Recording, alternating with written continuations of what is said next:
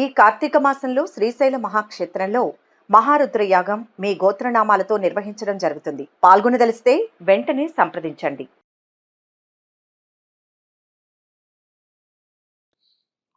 ఓం నమ శివాయ. పరబ్రహ్మ పరమాత్మ నమ. జగత్తుత్పత్తి స్థితి ఫలయ బ్రహ్మ హరే హరాయ త్రిగుణాత్మ సర్వభౌతికామి దర్శ దర్శ దత్తాత్రేయ నమసంతిని సిద్ధి కురు కురు కురు కురు స్వహ.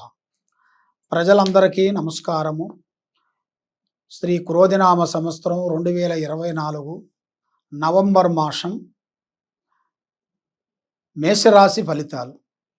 ఈ మేషరాశి వాళ్ళకి 1వ తారీఖు నుంచి 30వ తారీఖు వరకు ఎలా ఉంది, స్థితిగతులు ఎలా ఉన్నాయి, ఎలా రాబోతాయి, ఎలా వస్తాయి, మరి దాని మార్గం ఏమిటి అనేది మనం చెప్పబోతున్నాను. ఈ వీడియోని మీరు లాస్ట్ వరకు చూస్తే మీకు అన్ని విషయాలు అర్థమవుతాయి.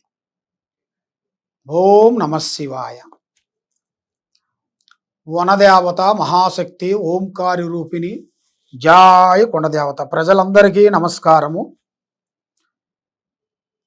ఈ మేషరాశి ఫలితాలు అదృష్టము, జీవితము, లలాటకము, యోగము, స్థానము అనగా స్థానయోగం అనేది ఈ మేషరాశి వాళ్ళకి అతి వేగంగా ఎదురొచ్చే మార్గాలు కొన్ని కనబడుతున్నాయి.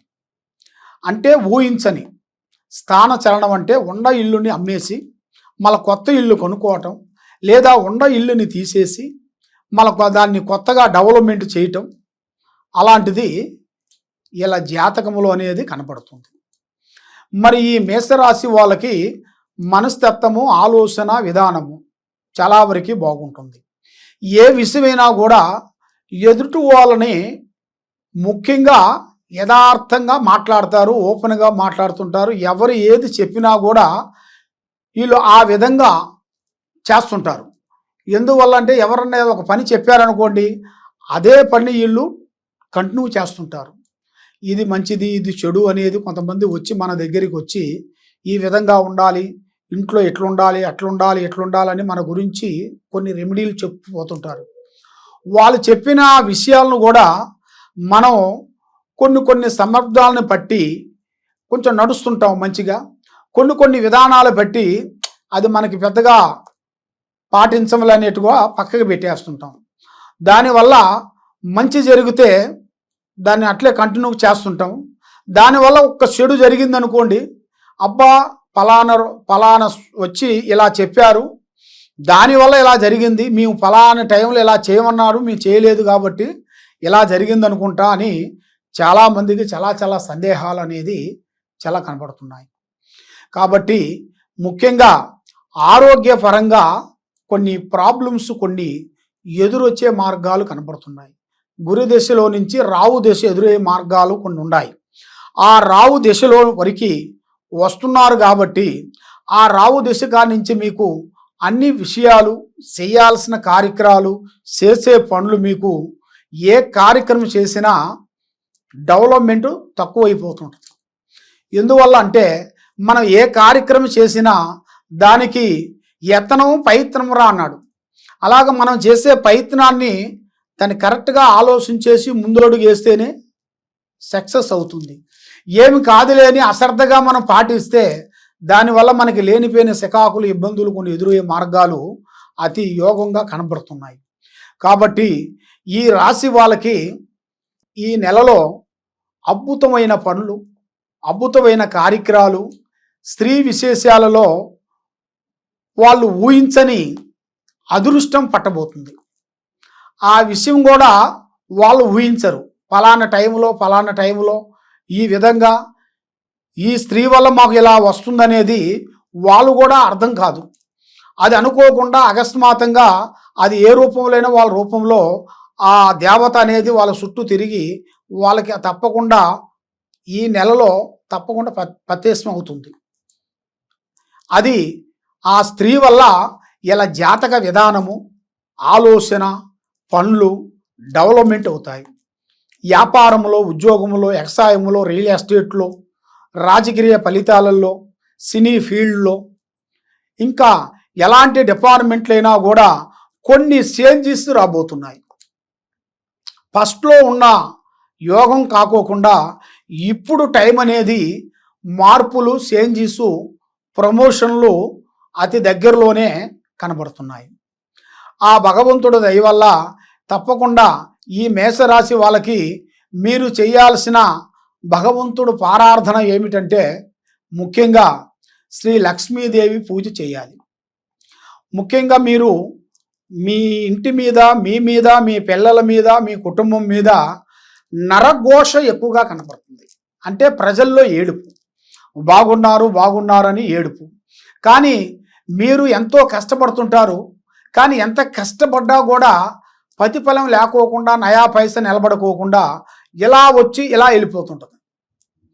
ఆ లక్ష్మీదేవత అనేది మీ చేతులు నిలబడుకోకుండా ఆ శనీశ్వరుడు అనేది, ఆ శని భగవాను వల్ల కొన్ని సమస్యలతో సతమతమైపోతుంటారు. ఆ సతమతమైన కాడి నుంచి మీకు మైండ్ చేంజ్ అవుతుంది. ఎందువల్ల అంటే అరే ఇన్ని రోజుల నుంచి నేను ఇంత కష్టపడుతున్నాను, ఇంత చేస్తున్నాను, ప్రజలకి హెల్ప్ చేస్తున్నాను, దేవుడు దండాలు పెడుతున్నాను, ప్రజలకు ఏం చేయాలో అది చేస్తున్నాను, మన బంధువులకి మన దగ్గరికి వచ్చిన వాళ్ళకి ఏదో సాయం చేస్తున్నాను, మరి నేను ఇంత మంచి చేసినా కూడా మరి నాకంటూ ఎందుకు ఇలా జరుగుతుందని చాలామందికి చాలా సందేహాలు ఉన్నాయి. అది ఎందువల్ల అంటే కొన్ని గ్రహాలు అనేది కొన్ని ఈ రాశి వాళ్ళకి 3 గ్రహాలు ఘోషిస్తున్నాయి.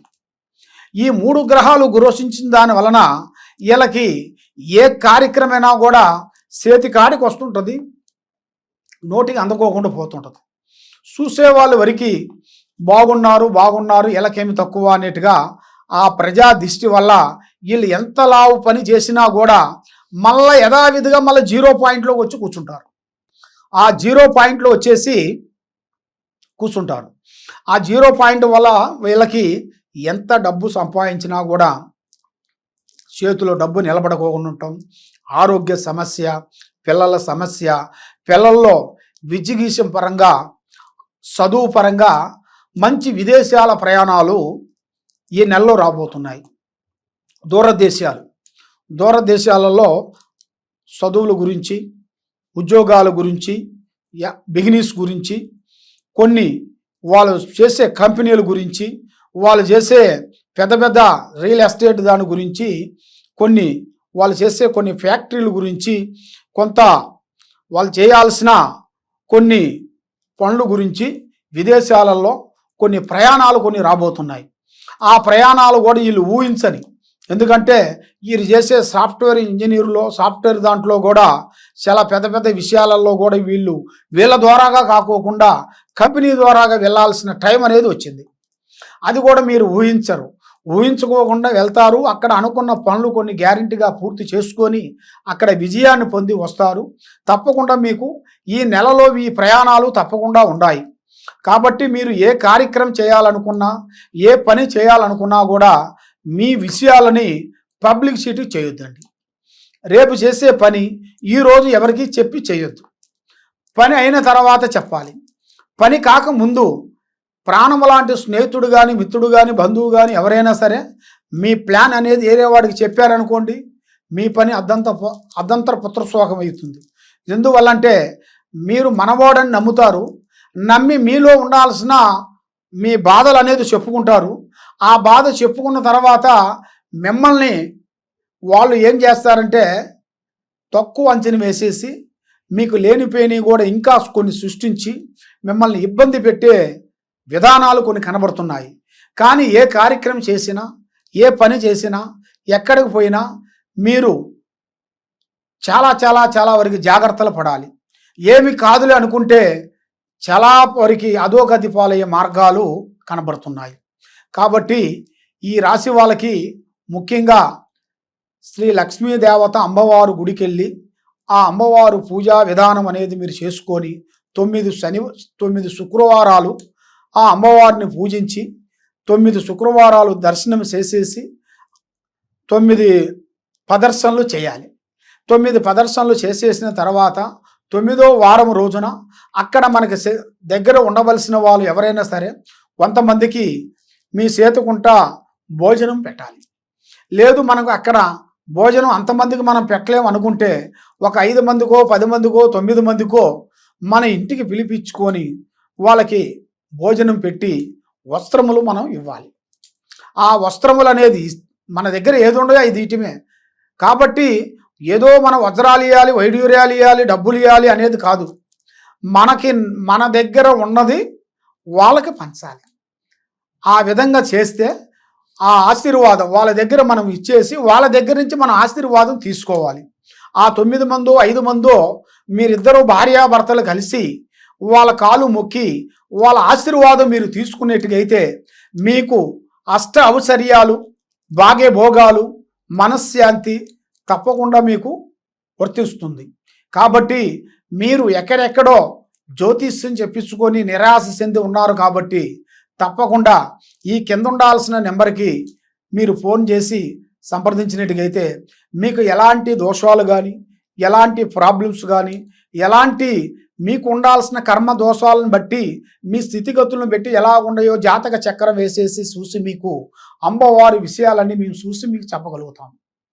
సర్వో జరా సుఖినో భవంతు. ఓం నమః శివాయ నమః.